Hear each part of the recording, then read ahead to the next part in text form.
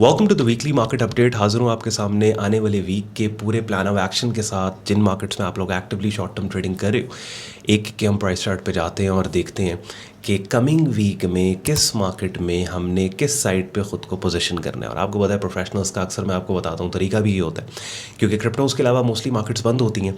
तो ये वो टाइम होता है, वो द वीकेंड के, जब ऑब्जेक्टिवली लॉजिकली बग़ैर किसी पैनिक के हम मार्केट्स को देख रहे होते हैं और असेस कर रहे होते हैं। अब हमारी रूटीन ये है कि सबसे पहले तो जियोपॉलिटिकल इवेंट्स और मैक्रो इकोनॉमिक फैक्टर्स जो कि मार्केट्स को इम्पैक्ट कर सकते हैं, उनको मैं आपके सामने रखूँगा, डिस्कस करूँगा। ख़ास तौर पे इन दिनों जो global tension Iran US war है, उसकी जो पिछली 12 घंटे की लेटेस्ट डेवलपमेंट्स हैं, वो आपके साथ में डिस्कस करूँगा और हम देखेंगे कि ये डेवलपमेंट्स मार्केट्स को किस तरफ लेके जा सकती हैं।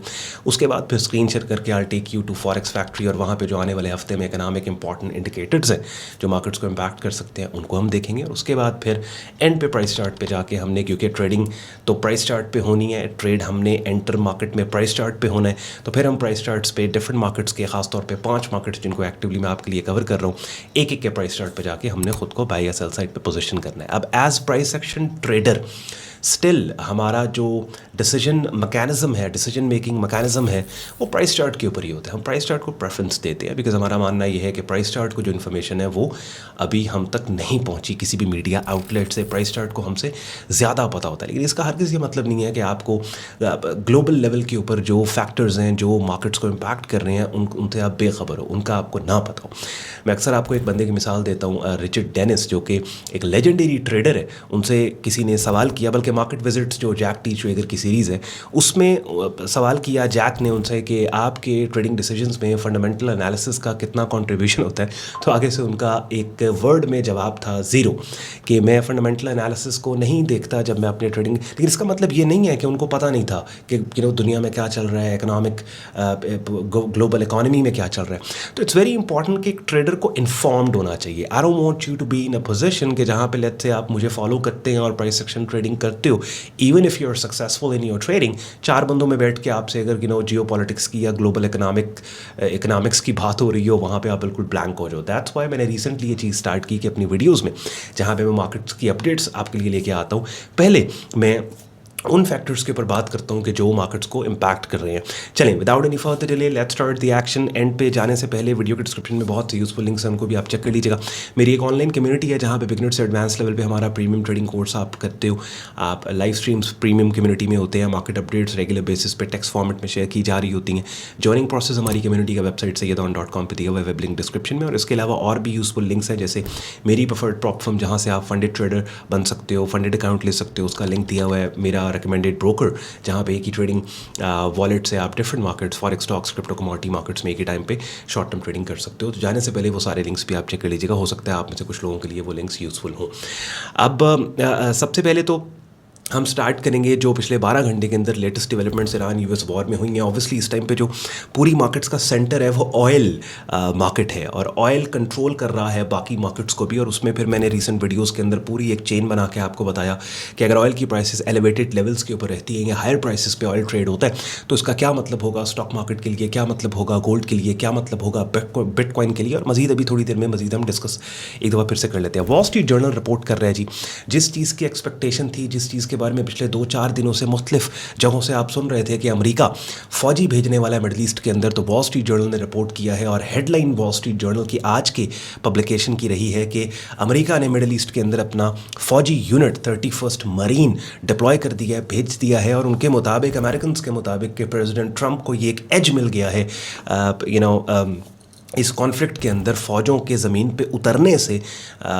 इस जंग के दूसरे महीने में, ईरान यूएस वॉर जो दूसरे महीने में दाखिल हो रही है, लेकिन ईरानियंस के पर्सपेक्टिव से और उनकी स्टेटमेंट्स के मुताबिक वो कहते हैं कि हम चाहते हैं कि अमेरिका ऑन ग्राउंड फ़ौजी भेजे, जिससे उनको ज़्यादा इस जंग में एज मिलेगा। उसके बाद दूसरी डेवलपमेंट ये कि मैंने कल भी इसमें आपको अपडेट किया था कि यमन के ईरान बैक्ड हूथी मिलिटेंट्स ने इसराइल पे जो रीसेंट अटैक्स हैं उनकी रिस्पॉन्सिबिलिटी क्लेम किया। अच्छा, यहाँ पे बड़ी इंपॉर्टेंट चीज़ है, जब आप सुनते हैं ना कि यमन की तरफ से अटैक किया गया इसराइल पे, या यमन ने भी जंग के अंदर वो लोग शामिल हो गए हैं, तो एक अब आम बंदे को लगता है अच्छा यार यमन एक इतना स्ट्रॉन्ग कंट्री नहीं है, और वो एक कह लें कि इतने ऑर्गेनाइज्ड मिलिशिया वहाँ का नहीं है, तो वो अगर जंग में आ भी जाते हैं तो कोई बड़ी बात नहीं है। नहीं, बड़ी बात इस हिसाब से है कि आप देखेंगे स्ट्रेट ऑफ हॉर्मोज की ब्लॉकेड हुई और स्ट्रेट ऑफ हॉर्मोज ये जो मिडिल ईस्ट का तेल जाता है दुनिया में, एक ग्लोबल रूट है स्ट्रेट, और वहाँ से 20% सप्लाई ऑयल की डेली बेसिस के ऊपर जाती है, जो कि पिछले काफ़ी दिनों से ब्लॉक्ड है।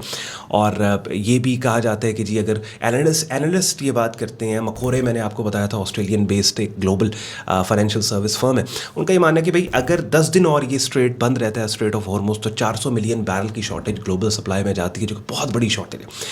यमन का इस जंग में जंप करने का मतलब है कि एक और स्ट्रेट है बाबुल मंदाब के नाम से। ये एक नैरो पैसेज है जहाँ से स्विस कनाल की तरफ जाया जाता है। एशिया और यूरोप में जो तेल जाता है मिडिल ईस्ट से, वो इस रूट से जाता है, बाबुल मंदाब।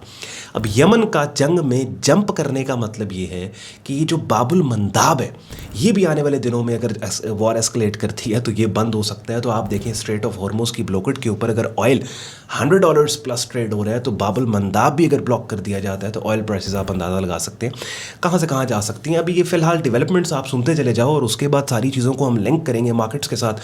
ऑब्वियसली जैसे मैंने आपको बताया कि ऑयल इस टाइम ओवरऑल मार्केट मूवर है, तो ऑयल की बढ़ती कीमतों के इंपैक्ट बाकी मार्केट्स पे क्या हो सकते हैं, मैं आपको बता के जब प्राइस चार्ट पे लेके जाऊंगा तो फिर हमने किस साइड पे खुद को पोजीशन करना है, वो सारी चीज़ें हम डिस्कस कर लेंगे। इस सीज फायर के अंदर मैंने आपको कल भी ये बात की थी कि ये सीज फायर सिर्फ ऑन पेपर सीज फायर है, और मार्केट्स जो है ना वो इस चीज़ को जानती हैं कि भाई प्रैक्टिकली कुछ और बात, कुछ और इवेंट्स हो रहे हैं, ऑन पेपर स्टेटमेंट्स जो हैं वो कुछ और आ रही हैं। ऑयल जो मूव करता है वो फ्लो से करता है, वो सप्लाई से करता है, वो मैसेजेस से नहीं करता। लेकिन वर्ल्ड एडमिनिस्ट्रेटर्स और बड़े लोग जो कि ये जंग छेड़े बैठे हैं, उनको लगता है कि वो ट्वीट करेंगे, मैसेज करेंगे तो ऑयल की कीमतें जो है वो हो जाएंगी। एक दफ़ा तो हो गई, ठीक है, प्रेसिडेंट ट्रंप ने हफ्ता पहले ट्वीट किया कि war will be ending soon, oil 120 से 90, 70, 80 पे आ गया, लेकिन बार बार ऐसे नहीं होता, मार्केट्स को पता है।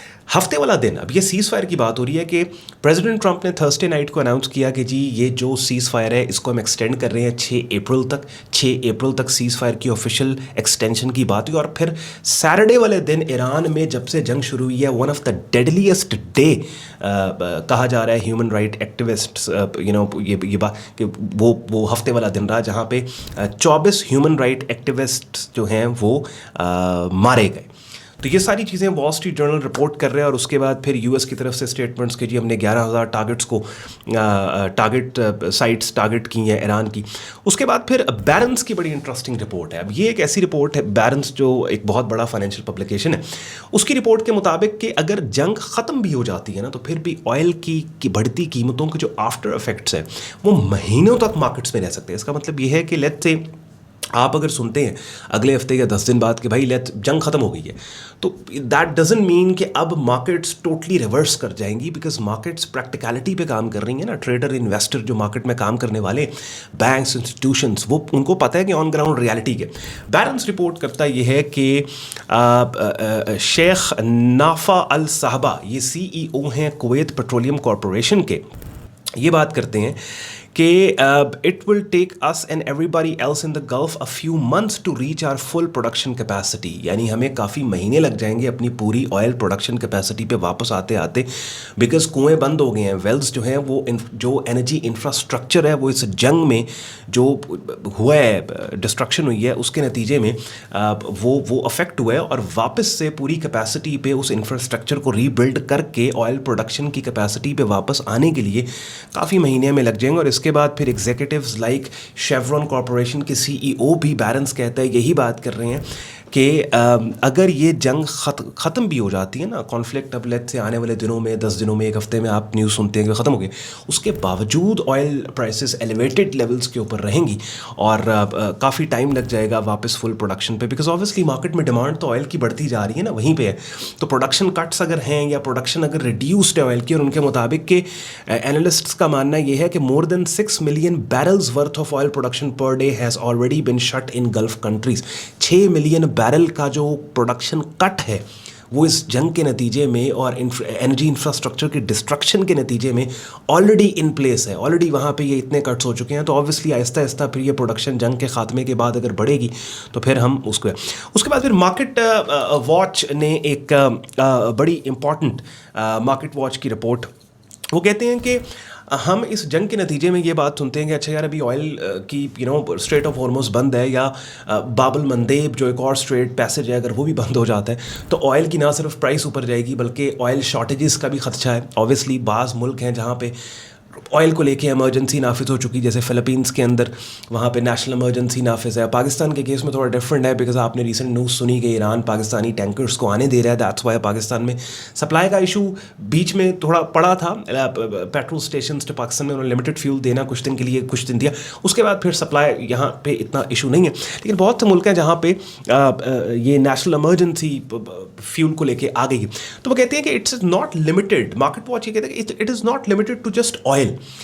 स्ट्रेट ऑफ हॉर्मुज़ जो है वो सिर्फ ऑयल वहाँ से नहीं गुजरता बल्कि वो ग्लोबल रूट है फर्टिलाइज़र सप्लाईज़ का।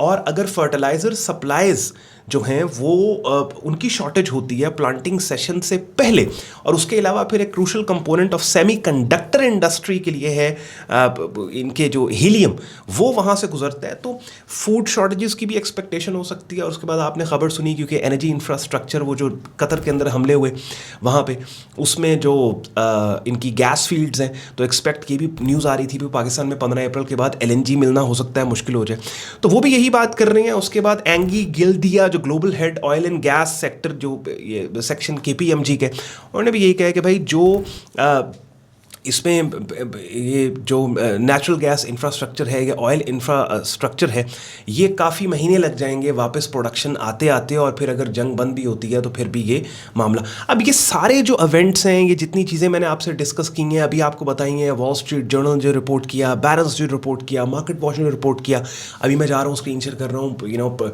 आपको फॉरेक्स फैक्ट्री पे लेके जाता हूँ, इकोनॉमिक इंडिकेटर्स जो कमिंग वीक में है वो आपको मैं समझाऊंगा, उसके बाद प्राइस चार्ट पे जाएंगे, इन सारी चीज़ों को समराइज करके फिर मैं स्क्रीन शेयर कर रहा हूँ। समरी इन समरी ये है कि देखिए ऑयल प्राइसेस एलिवेटेड लेवल्स पे रहने का खदशा है। That means what for market, that means कि अगर ऑयल प्राइसेस अपसाइड के ऊपर रहती हैं तो इन्फ्लेशन का डर, ऑब्वियसली डर नहीं सिर्फ बल्कि प्रैक्टिकली इन्फ्लेशन जो है वो मार्केट में हमें नज़र आएगी, जिसका मतलब ये है कि इंटरेस्ट रेट अमेरिका की तरफ से जो एक्सपेक्टेशन थी कि भाई रेट कट्स, क्योंकि देखिए जंग से पहले रेट कट्स की बात हो रही थी, अमेरिका के जो इंटरेस्ट रेट्स हैं वो ऑलरेडी हायर लेवल्स के ऊपर थे और एक्सपेक्ट किया जा रहा था। और ट्रंप बेसिकली फ़ैन है इंटरेस्ट रेट कम होने का, बिकॉज स्टॉक मार्केट फिर ऑब्वियसली कॉस्ट ऑफ बोरोइंग के कम होने के नतीजे में अच्छा परफॉर्म करती है। तो रिसेंट जो अब सेंटिमेंट मार्केट में जा रहा है कि भाई रेट कट्स तो दूर की बात, हो सकता है 2026 में अमेरिका को 25 बेसिस पॉइंट्स रेट्स बढ़ाने पड़ें, या इवन ये वाला साल रेट हाइक्स का हो, जिसके नतीजे में ऑब्वियसली फिर इन्वेस्टर अट्रैक्शन जो है वो US डॉलर के अंदर, US बॉन्ड यील्ड्स के अंदर जा सकता है। गोल्ड मार्केट के ऊपर मजीद डाउन साइड प्रेशर, और गोल्ड मार्केट में के प्राइस चार्ट पे भी ऐसी स्ट्रक्चरल चेंजेस आ चुके हैं जो थोड़ी देर में आप देखेंगे कि जहाँ पे एक्सपेक्ट किया जा सकता है कि हो सकता है आने वाले महीनों में गोल्ड का एक ऑफिशियल बेरिश ट्रेंड हमें देखने को मिले। USD JPY मार्केट जिसको मैं एक्टिवली आपके लिए कवर करता हूँ, उसमें हमें मजीद अपसाइड के ऊपर थ्रॉटल अपसाइड मूव नजर आ सकती है। US stock market obviously interest rate बढ़ने की एक्सपेक्टेशन में मजीद डाउन साइड के ऊपर जा सकता है, बिकॉज कॉस्ट ऑफ बोरोइंग बढ़ेगी, स्पेंडिंग पावर लोगों की इंपैक्ट अफेक्ट होगी US इकॉनमी में, तो स्टॉक मार्केट पर ये ठीक ठाक डाउन साइड चीज़ प्रेशर डालेगी।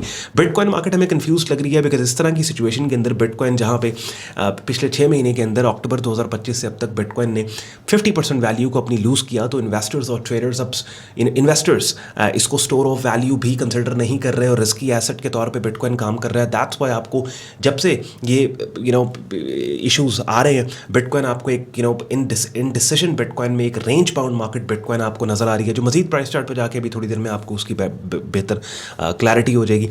इसके अलावा फिर ऑयल मार्केट तो ऑब्वियसली है ही है कि जो एलिवेटेड लेवल्स के ऊपर फिर एक सुपर बुलिश ट्रेंड ऑयल का, कि जहाँ पे हम ऑयल के प्राइस चार्ट के ऊपर खुद को बाय साइड के ऊपर हमने पोजीशन कर रखा है। अब मैंने ये जो जियोपॉलिटिकल इवेंट्स है इनकी लाइट में आपके सामने हर चीज़ आपको समझा दी है, और मैं ये बात कहता हूँ कि पूरे हफ्ते के लिए आपके ये जो संडे की अपडेट है ये बहुत ज़्यादा इंपॉर्टेंट होती है, क्योंकि इसमें बहुत डिटेल एनालिसिस मैं आपके लिए ओवरऑल मार्केट का लेके आता हूँ जियोपॉलिटिकल।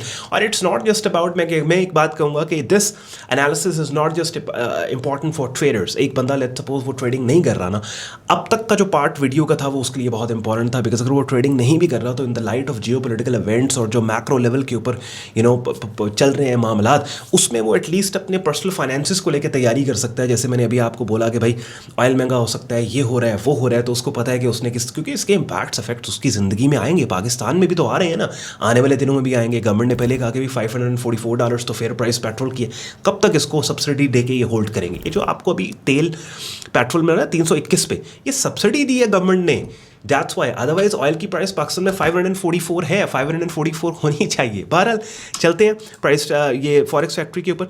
अपनी स्क्रीन पे आप देख रहे हैं, देखिए इकोनॉमिक इंडिकेटर डेटास आपको डिफरेंट साइट्स के ऊपर मिल जाते हैं। फॉरेक्स फैक्ट्री है, investing.com है। जल्दी से ये डिस्कस करके फिर प्राइस चार्ट के ऊपर भी हमने 5-6 मिनट लगाने, and I don't want this video to be that much long कि ये 30 मिनट की वीडियो बन जाए। ऑलरेडी हमें 15 मिनट भी हो चुके हैं। अच्छा जी, मंडे वाले दिन हमारे पास फेड चेयर पावल स्पीक्स, ऑब्वियसली ये इंपॉर्टेंट है, high impact data forex factory ने इसको बोला है 7:30 PM पाकिस्तान टाइम, ये पर्टिकुलर नंबर आपके पास आ रहा है। और अच्छा थोड़ा सा ये मैं आपको बताऊं, इसको हम रिफ्रेश करते हैं। समटाइम्स क्या होता है कि जैसे यहाँ देखिए 2:48 टाइम आ रहा है, मेरे पास तो लोकल टाइम है वो 3:15 है जब मैं ये वीडियो रिकॉर्ड कर रहा हूँ। हाँ चलें, अब मेरे पास ये यहाँ पे अब, और अगर लेट सपोज ये वाला आपका टाइम फॉरेक्स फैक्ट्री या investing.com का आपके कंप्यूटर के टाइम या एक्चुअल टाइम से डिफरेंट हो, तो आपने इसके ऊपर क्लिक करके इसको यहाँ पे आपने सेट कर लेना है। बिकॉज मैंने ये देखा है लोग गलत टाइम, क्योंकि यहाँ पे टाइम अगर गलत आ रहा है तो डेटा आपको लगेगा कि डिफरेंट टाइम पे आ रहा है, जब एक्चुअल डेटा आएगा आप कहेंगे ओहो ये क्या हुआ, डेटा तो 2 घंटे बाद आना था, लेकिन भाई आपकी फॉरेक्स फैक्ट्री क्लॉक का टाइम गलत था। ये भी एक टेक्निकल चीज़ मैंने आपको बता दी। किसी भी सेंट्रल बैंक के जो प्रेसिडेंट होते हैं, चेयरपर्सन होते हैं, उनकी तरफ से जब कोई इंपॉर्टेंट स्टेटमेंट, उनकी स्पीच होती है, इंपॉर्टेंट होती है, ऑब्वियसली फेड चेयर पावल बात करेगा about the economy, about Iran US war की जो implication, oil elevated oil prices की इंप्लीकेशन है वो कहाँ पे आ रही हैं। एक चीज़ इंपॉर्टेंट है, यहाँ पे हम देख लेते हैं, इसमें प्रेस कॉन्फ्रेंस भी इसमें, हाँ ठीक है, ये moderated discussion eight Harvard university Massachusetts, audience questions expected. अब ये वाला पार्ट बड़ा इंपॉर्टेंट होता है, बिकॉज एक चीज़ हमेशा आपने याद रखनी है, किसी भी स्पीच के अंदर ना क्या होता है कि अगर तो कोई सेंट्रल बैंक का प्रेसिडेंट है, उसने अपनी स्टेटमेंट पढ़ दी, वो ऑलरेडी लिखी हुई तकरीरें होती हैं, उसके ऊपर मार्केट इम्पैक्ट करती है। लेकिन ये जो सवाल जवाब का सेशन होता है ना, Q&A सेशन होता है, उसमें अनएक्सपेक्टेड आंसर, क्योंकि अनएक्सपेक्टेड सवाल होते हैं ना। अभी हार्वर्ड यूनिवर्सिटी के अंदर ये फेड चेयर पावल जाता है, वहाँ जाके जब अपनी स्पीच दे देगा, उसके बाद ऑडियंस पे से कोई सवाल होगा, उसका उस सवाल रैंडम होगा, तो जवाब उसे, उन जवाबों के ऊपर मार्केट बहुत ज़्यादा हिल जाती है। तो इसका आपने ख्याल रखना है। पाकिस्तान टाइम ये 7:30 आ रहा है। उसके बाद ट्यूसडे वाले दिन हमारे पास एज सच कोई यूएस की तरफ से, हाँ जॉब्स जॉब ओपनिंग है, लेबर मार्केट की तरफ से डेटा आ रहा है। इसमें हमें बताया जा रहा है कि पिछले महीने के अंदर अमेरिका में नौकरियां कितनी, और ये वाला जो हफ्ता बेसिकली जो कमिंग वीक है, ये लेबर मार्केट की तरफ से काफ़ी ज़्यादा रिपोर्ट्स आ रही हैं। एडीपी की तरफ से जॉब डेटा आ रहा है, फिर नॉन फार्म हमारे पास आ रहा है। तो ये इंपॉर्टेंट नंबर्स हैं। Number of job openings during the reported month, farming industry के अलावा बाकी सेक्टर्स की जो जॉब ओपनिंग्स हैं उसको इसमें बताया गया। और ऑब्वियसली अगर ज़्यादा जॉब्स ओपनिंग हुई हैं तो ये यूएस इकॉनमी के लिए एक बेटर चीज़ है। और एक्सपेक्टेड प्रीवियस जो था वो 6.95 मिलियन था, और एक्सपेक्टेड इस तरह है 6.90 मिलियन। तो अगर ये एक्सपेक्टेड भी आ जाता है, फिर भी ये एक रीजनेबल यहाँ पे मैं इसको पॉजिटिव ही कंसिडर करूँगा। उसके बाद नीचे आते हैं, वेडनेसडे वाले दिन हमारे पास एडीपी नॉन फार्म। अब इसमें एक चीज़ बड़ी इंपॉर्टेंट है, इस महीने 2 ये नॉन फार्म एम्प्लॉयमेंट चेंज के नंबर्स, इसमें कंफ्यूज नहीं हो जाना। आप कहेंगे यार वेडनेसडे वाले दिन भी ADP non farm employment change आ रहा है, उसके बाद फिर फ्राइडे वाले दिन भी हमारे पास नॉन फार्म एम्प्लॉयमेंट चेंज आ रहा है। इसमें डिफरेंस ये है कि ये जो वेडनेसडे वाले दिन का नंबर है नॉन फार्म एम्प्लॉयमेंट चेंज, ये प्राइवेट सेक्टर से आ रहा है। एडीपी ऑटोमेटिक डेटा प्रोसेसिंग, ये एक प्राइवेट एंटिटी है, वो ये नंबर रिलीज़ करती है जिसमें फार्मिंग और एम्प्लॉयमेंट सेक्टर के अलावा जो प्राइवेट सेक्टर में जॉब्स ऐड हुई हैं ये उनका डेटा है। नीचे जब आप फ्राइडे को आएंगे तो इसमें फार्मिंग सेक्टर को निकाल के गवर्नमेंट सेक्टर इंक्लूडेड जो जॉब्स ऐड हुई हैं ये उसका डेटा है, और ये गवर्नमेंट की तरफ से आता है नॉन फार्म एम्प्लॉयमेंट चेंज। और ज़्यादा वेटेज जो है वो फ्राइडे को डेटा को दी जाती है। लेकिन समहाउ हमने ये देखा है कि जो वेडनेसडे वाले दिन एडीपी का डेटा आता है नॉन फार्म एम्प्लॉयमेंट चेंज का, फ्राइडे का डेटा उसको क्लोजली मिमिक करता है, यानी उसके करीब तरीन आता है। तो फ्राइडे, वेडनेसडे और फ्राइडे दोनों दिन डेटा से इंपॉर्टेंट है। इसका मतलब क्या, नॉन फार्म एम्प्लॉयमेंट चेंज का यूएस इकॉनमी में इन सिंपल टर्म्स कितने लोग एम्प्लॉयड हुए हैं पिछले महीने से लेके इस महीने, यानी एक महीने में कितने लोग एम्प्लॉयड हुए हैं। और आप देखें कि प्रीवियस मंथ 63,000 के, और अभी एक्सपेक्ट किया जा रहा है कि कम लोग एम्प्लॉयड हुए हैं। तो अगर ये एक्सपेक्टेड आ जाता है यूएस डॉलर के लिए ये बुरी चीज़ होगी। तो ऑब्वियसली अगर ये रेड में नंबर आएगा यूएस डॉलर के लिए बुरी चीज़ है, अगर ये नंबर ग्रीन में आएगा यूएस डॉलर के लिए पॉजिटिव चीज़ है। उसके बाद फिर हमारे पास आता है कोर रिटेल सेल्स। अब retail sale, core retail sales और रिटेल सेल्स में पहले आपको समझा देता हूँ, उसके बाद फिर कोर को बता दूंगा कि कोर रिटेल सेल्स का क्या मतलब है। रिटेल सेल्स कंज्यूमर स्पेंडिंग का एक बहुत बड़ा इंडिकेटर है। कंज्यूमर स्पेंडिंग जो है वो जीडीपी का एक बहुत बड़ा कंपोनेंट है, और ये चीज़ शो करती है ओवरऑल इकोनॉमिक हेल्थ कि ओवरऑल इकोनॉमी कैसा परफॉर्म करे। ऑब्वियसली अगर कंज्यूमर स्पेंडिंग ज़्यादा है दैट मीन्स कि ये एक इंडिकेटर है सेंट्रल बैंक के लिए to take in account when deciding monetary policy. Because अगर कंज्यूमर स्पेंडिंग ज़्यादा का मतलब ये है कि डिमांड ज़्यादा है, लोग की बाइंग पावर अच्छी है और पैसा इकोनॉमी में सर्कुलेट कर रहा है, और ये एक इंडिकेशन होती है सेंट्रल बैंक के लिए कि वो इस इंडिकेटर को देख के इंटरेस्ट रेट्स को डिसाइड कर सकते हैं कि अगर कंज्यूमर स्पेंडिंग ज़्यादा है तो दैट इंडिकेट्स के इंटरेस्ट रेट बढ़ाने के लिए ये एक कंट्रीब्यूटिंग फैक्टर हो सकता है कि भाई ठीक है इकोनॉमी में पैसा ज़्यादा सर्कुलेट कर रहा है, लोगों की बाइंग पावर ज़्यादा है, और चीज़ों के और फिर इंटरेस्ट रेट बढ़ा के वो सारा पैसा बैंक्स में और पैसे की वैल्यू इंक्रीज। तो overall in nutshell obviously अगर इस टॉपिक को मैं समझाने बैठ गया अगले मुझे 10 मिनट इसी में लग जाएंगे। फिर किसी और दिन जब फंडामेंटल एनालिसिस की अगर मैंने आपके लिए सीरीज स्टार्ट की, कॉमेंट सेक्शन में आपने मुझे बताना है कि जहाँ पे इन डिफरेंट रिपोर्ट्स को मैं आपको समझाऊँ, तो उसके ऊपर फिर बात करेंगे। इन नट शेल ये कि रिटेल सेल्स का नंबर अगर यहाँ पे ग्रीन में पॉजिटिव आता है, 0% था प्रीवियस मंथ, -2% था लास्ट मंथ, रिटेल सेल्स का 0% था, को रिटेल सेल्स का इस दफ़ा एक्सपेक्ट किया जा रहा है 0.3% को रिटेल सेल्स और 0.4% रिटेल सेल्स का। तो ये अगर एक्सपेक्टेड ही आ जाता है तो यूएस डॉलर के लिए ये बहुत पॉजिटिव चीज़ होगी। दैट मीन्स गोल्ड के ऊपर मजीद डाउनसाइड प्रेशर पड़ सकता है। उसके बाद को रिटेल सेल्स में ऑटोमोबाइल इंडस्ट्री नहीं होती है। देखें यहाँ पे हमारे पास change in the total value of sales at the retail level excluding automobiles. अच्छा, ऑटोमोबाइल इंडस्ट्री इसमें क्यों नहीं होती, वो फिर मैं अभी देखें। ऑटोमोबाइल सेल्स जो होती हैं वो 20% रिटेल सेल्स का हिस्सा हैं, तो अगर ऑटोमोबाइल को ऐड करेंगे को रिटेल सेल्स के अंदर तो क्या होता है कि वो बाकी चीज़ों के इफेक्ट को म्यूट कर देता है। दैट्स वाई उन्होंने दो निकाले हैं इसमें रिटेल सेल्स के डेटाज, एक विद ऑटोमोबाइल इंडस्ट्री जो कि रिटेल्स और एक फिर को रिटेल सेल्स जिसमें ऑटोमोबाइल नहीं है। उसके बाद थर्सडे वाले दिन अनएम्प्लॉयमेंट क्लेम्स हैं। क्लेम्स का भी आपको पता है ये वीकली नंबर होता है, और ऑब्वियसली जो मंथली नंबर्स हैं वो ज़्यादा इंपॉर्टेंट होते हैं as compare to weekly numbers. Claims के बारे में ऑब्वियसली अमेरिका में पिछले एक हफ्ते में कितने लोगों ने अनएम्प्लॉयमेंट को क्लेम किया, जितने लोग ज़्यादा क्लेम करेंगे उतना इकोनॉमी के लिए बुरा और यूएस डॉलर के लिए बुरा। उसके बाद फ्राइडे वाले दिन हम आते हैं नॉन फार्म एम्प्लॉयमेंट चेंज, यही वही बात मंथली डेटा है, और हर महीने के पहले फ्राइडे को ये पर्टिकुलर नंबर रिलीज़ होता है जिसमें बताया जाता है कि पिछले एक महीने में यूएस इकोनॉमी में कितनी नई जॉब्स ऐड हुई हैं। पॉजिटिव नंबर आएगा तो इकोनॉमी के लिए बेहतर है, बुरा नंबर आएगा इकोनॉमी के लिए बेहतर नहीं है, यूएस डॉलर के लिए बुरा होगा। अनएम्प्लॉयमेंट रेट ऑब्वियसली कितने लोग पिछले एक महीने में अनएम्प्लॉयड हुए, उसका फिर ये 4.4% प्रीवियस था, एक्सपेक्टेड भी है 4.4%, बहुत ज़्यादा अनएम्प्लॉयमेंट रेट है ये। और फिर आवरली अर्निंग्स के अंदर भी 0.4% प्रीवियस और 0.3% के आवरली अर्निंग्स। सो आवरली अर्निंग्स बड़ा important number, because hourly earning अगर लोगों की बढ़ रही है कंज्यूमर स्पेंडिंग और रिटेल सेल्स को इम्पैक्ट करेगा। तो इन नट चलिए जितने भी मैंने इकोनॉमिक इंडिकेटर्स आपके साथ डिस्कस किए हैं इसमें जो आप समरी नोट करनी है अपनी डायरी के ऊपर कि ये वाला जो हफ्ता पर्टिकुलर वीक है ये लेबर मार्केट और जॉब मार्केट की तरफ से इंपॉर्टेंट रिपोर्ट्स का है, और जितने भी इकोनॉमिक इंडिकेटर्स आपके पास हैं सबसे ज़्यादा इंपॉर्टेंट डेटा जो होता है वो जॉब मार्केट रिपोर्ट्स होती हैं, because job market data leading indicator होता है सेंट्रल बैंक्स के लिए to decide where the interest rates should be. अब मैं आपको लेके आया हूँ प्राइस चार्ट के ऊपर। अब देखिए होता बेसिकली क्या है कि अगर मैं पूरा डिटेल्ड एनालिसिस आपके लिए लेके आऊँ ना तो ये 30-30 मिनट्स की ये वीडियो संडे वाले दिन की आपके लिए एनालिसिस की बनती है। बात समझ रहे हैं? पहले तो हम सिर्फ प्राइस चार्ट के ऊपर जाते थे ना, लेकिन अब आप देखें कितनी चीज़ें मैंने आपके साथ पूरा इट्टा चिट्टा खोल के रख दिया है। वॉल स्ट्रीट जर्नल क्या कह रहा है, बैरेंस क्या कह रहा है, मार्केट वॉच क्या कह रहा है, ईरान यूएस वॉर की डेवलपमेंट्स क्या हुई हैं, इकोनॉमिक इंडिकेटर्स जो आ रहे हैं वो हमें क्या कह रहे हैं। तो प्राइस चार्ट पे आते हैं। अच्छा, प्राइस चार्ट के ऊपर हम देखें, हम प्राइस एक्शन ट्रेडिंग करते हैं और प्राइस एक्शन स्विंग ट्रेडिंग करते हैं। स्विंग ट्रेडिंग जो है वो आवरली से लेकर डेली चार्ट टाइम फ्रेम तक होती है, और इन तीनों टाइम फ्रेम्स में से जो हमारा एंकर चार्ट है वो डेली चार्ट टाइम फ्रेम है। और मेरे अलावा और भी प्रोफेशनल्स रिकमेंड करेंगे कि भाई अगर आप काम स्टार्ट कर रहे हो तो डेली चार्ट से आपने काम स्टार्ट करना है, उसके बाद डेली चार्ट पे 1-2 साल प्रॉफिटेबल होने के बाद then you can drill down to 4 hourly and hourly chart time frame. तो 5 मार्केट्स हमारी वॉच लिस्ट के अंदर है, US JPY, gold, US 500, bitcoin, crude oil. और सबसे पहले डेली चार्ट के ऊपर हम असेस करते हैं कि मार्केट कहाँ जा रही है। डेटा अपनी स्क्रीन पर हम 1 से 4 महीने का मैक्स ले लेते हैं और फिर लेफ्ट से राइट देखते हैं उठती हुई कीमतें या गिरती हुई कीमतें। अगर मार्केट की उठती हुई कीमतें डेली चार्ट टाइम फ्रेम पे हैं तो दैट मीन्स कि हमारा जो डायरेक्शनल बायस है वो बुलिश बनेगा। और फिर दूसरा काम हमारी TLS स्ट्रेटजी का ये है कि ट्रेंड को हाईलाइट करने के बाद फिर हमने लेवल्स को मार्क करना है कि किन लेवल से पॉसिबल बाइंग हो सकती है।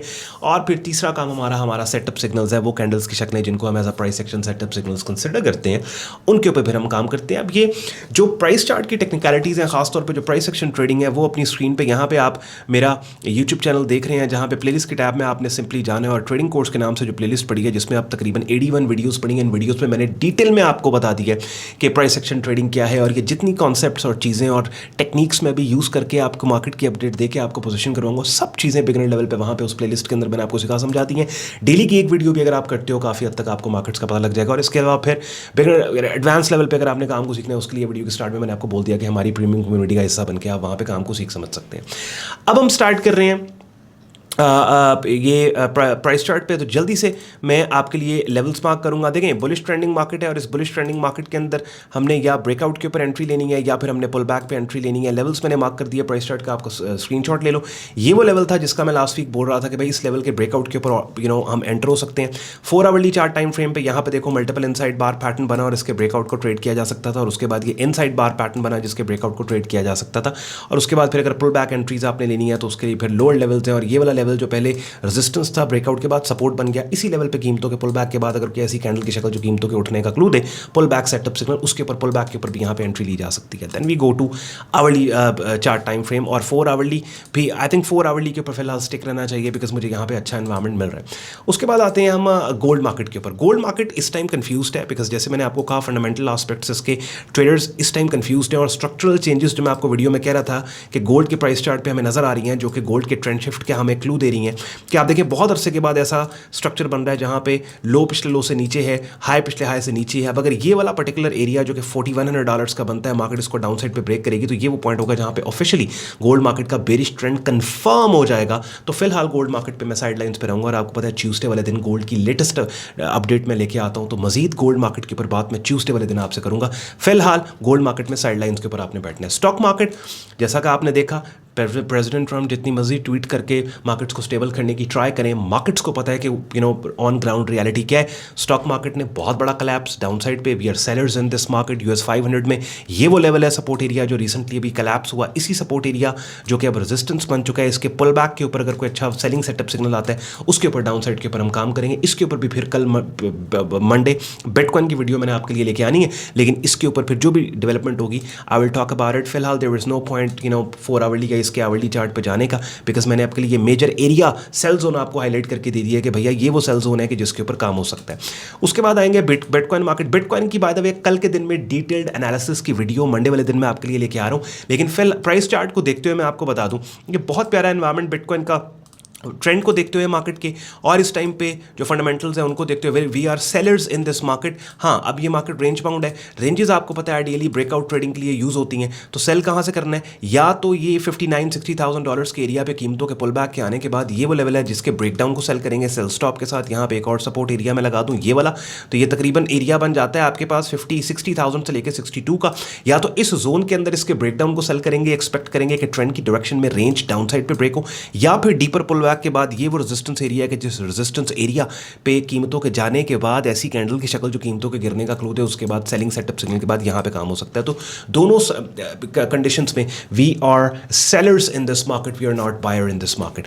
उसके बाद फिर आते हैं क्रूड ऑयल मार्केट के ऊपर। क्रूड ऑयल मार्केट इस टाइम हाईली आप कह सकते हो कि ये वॉलेटाइल मार्केट है एंड आई वुड सजेस्ट कि इन कंडीशंस के अंदर क्रूड ऑयल मार्केट में साइडलाइंस पे बैठो। But if you are to trade crude oil market 4 hourly price chart पे, ये मैंने एक रेंज आपके लिए हाईलाइट किया जिसकी अपर एक्सट्रीम 103 है और आप देखें फ्राइडे क्लोजिंग 103 के बिल्कुल क्रूड ऑयल मार्केट ये डाउन साइड पे। तो आई वुड एक्सपेक्ट के मंडे ओपन पे यहाँ पे कंसोलिडेशन अगर आपको मिलती है तो ब्रेकआउट को ट्रेड करना चाहिए, या फिर इस लेवल का अगर बगैर सिग्नल के ब्रेकआउट हो जाता है तो फिर वेट करो बिकॉज ये वाला लेवल सपोर्ट बन जाएगा और इस सपोर्ट की पुल बैक के ऊपर फिर यहाँ पे हम एंट्री ले सकते हैं। अब प्राइस चार्ट को आज की वीकली अपडेट में मैंने ब्रीफली आपके साथ डिस्कस किया। कल की वीडियो में थोड़ा प्राइस चार्ट को मैं ज़्यादा हाईलाइट करूंगा, ज़्यादा बात करूंगा उसके ऊपर। फिलहाल देखिए ये टाइम्स होते हैं कि जहाँ पे साइड लाइन्स के ऊपर बैठना है, यहाँ पे आपने अग्रेसिव नहीं होना है, यहाँ पे आपने इंपल्सिव नहीं होना। बहुत ही कोई स्ट्रॉन्ग किस्म की आप को ट्रेड मिलती है तो सिर्फ आप वो लें बिकॉज हर घंटे डेवलपमेंट्स हो रही हैं और मार्केट्स को रैंडमली वो वॉलेटाइल रख रही हैं और फिर अगले हफ्ते ना सिर्फ वॉर की डेवलपमेंट्स हैं बल्कि इकोनॉमिक इंडिकेटर्स भी बहुत सारे हैं। ओवरऑल आइडिया आपको हो गया कि what are we expecting from the market. Bitcoin market में हम सेल साइड पे पोजीशन है, US 500 में हम सेल साइड पे पोजीशन है, USD JPY मार्केट में हम बाय साइड पे पोजीशन है, गोल्ड मार्केट में हम साइड लाइन्स के ऊपर फिलहाल बैठे हैं। तो अब और लेवल्स मैंने आपके लिए मार्क कर दिए। तो जो भी कमिंग वीक में डेवलपमेंट्स होंगी इन मार्केट्स के प्राइस चार्ट्स के ऊपर डिफरेंट वीडियोस के अंदर मैं आपके साथ वो डिस्कस करूंगा। कंटेंट पसंद आया, आई नो वीडियो बहुत लंबी बन गई बिकॉज बहुत ज़्यादा बातें थी और डेवलपमेंट्स थी जो आपके साथ मैंने करनी थी। फंडामेंटल्स भी बताने थे, जियोपॉलिटिक्स भी बतानी थी, फॉरेक्स फैक्ट्री भी डिस्कस करनी थी, मार्केट के प्राइस चार्ट पर भी लेके जाना था। ख्याल रखिए अपना, शुक्रगुजार हो आपने वक्त निकाला वीडियो देखने के लिए। See you in the next video, till then take care. Comment section में अपना फीडबैक जरूर दीजिएगा। Bye bye.